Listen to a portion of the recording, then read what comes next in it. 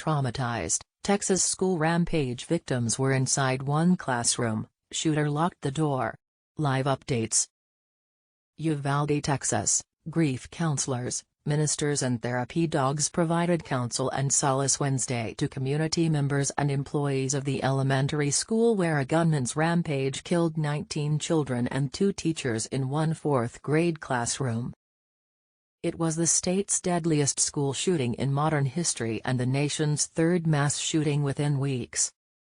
An 18-year-old male, armed with a rifle, shot his grandmother before driving to rob elementary school and overpowering a school officer, authorities said.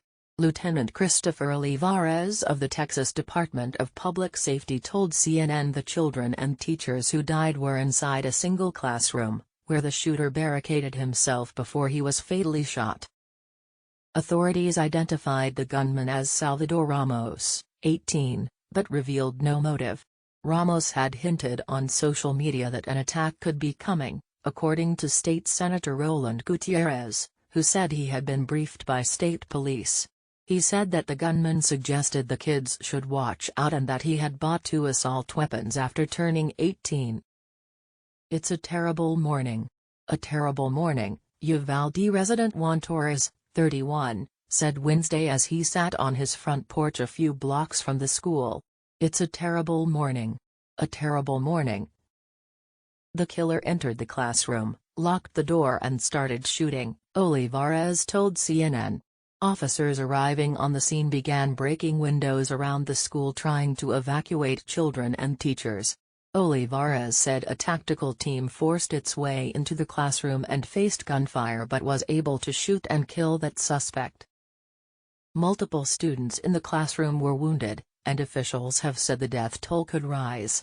Olivares did not know how many students were in the room when the shooting started but said it normally would hold 25 to 30 kids. A typical classroom setting, where you have mass groups of children inside that classroom altogether, with nowhere to go, Olivares said. A typical classroom setting, where you have mass groups of children inside that classroom altogether, with nowhere to go.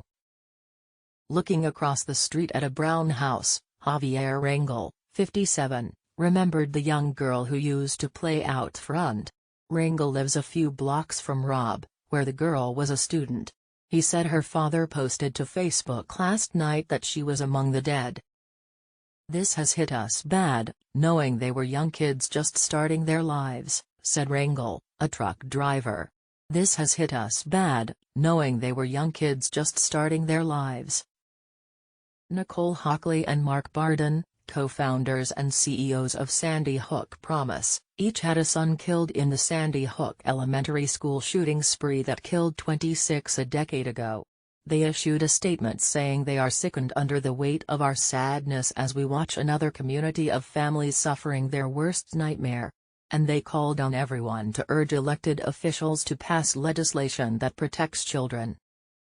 This can be done while upholding Second Amendment rights, the statement said.